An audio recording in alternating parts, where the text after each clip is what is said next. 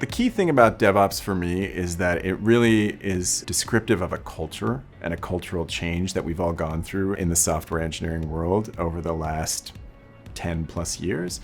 And that shift is about developers really understanding the role of the operator, operators understanding the role of the developer, and ultimately working together really effectively. DevOps is important because it's about collaboration. You can read a lot of blog posts, you can see things everywhere about it, but ultimately what it really comes down to is, do you work together well with others? If you're working well with others and collaborating, you're probably solving the problems that need to be solved. We still have different jobs and different roles in many cases. I am an engineering manager at CircleCI. Principal software engineer at CircleCI. I'm director of engineering at CircleCI. I am the SRE manager. CTO of CircleCI. I'm the vice president of the platform organization inside of engineering. We've learned from each other, from different people with different skill sets, but taking advantage of everything that each of us has learned to be better at doing all of that in a very cohesive, collaborative way.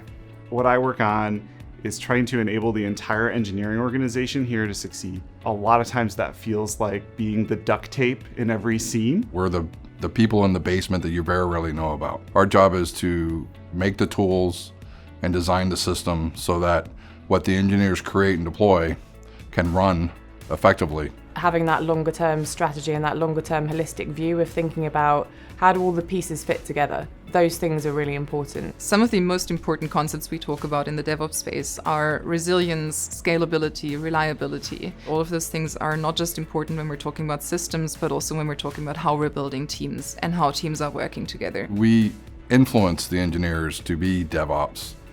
We try to show them the best way to write their code, to deploy their code, to monitor and maintain their code.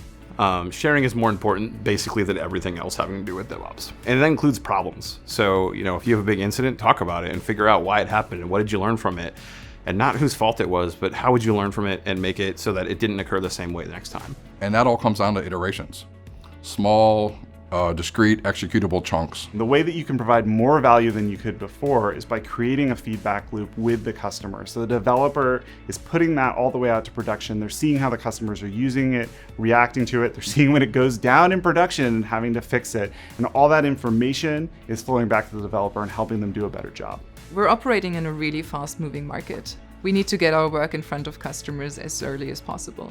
That's not just something that we owe to our customers, but also something we owe to our teams.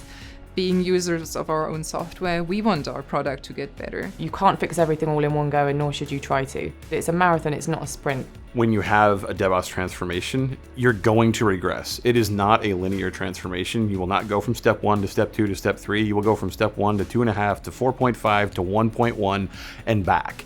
And the reason is that you'll get some maturity, you'll learn more, and you'll realize the stuff that you skipped. And that's okay. Every single organization does this. To a team that wanted to get started with DevOps, I would really give the same advice that I give in so many different scenarios, which is to start small, getting quick wins, learning from those, and finding the approach that's going to work for you as an organization. Because ultimately, DevOps, CI/CD, all of these things, they're tools, they're practices, but they're culture.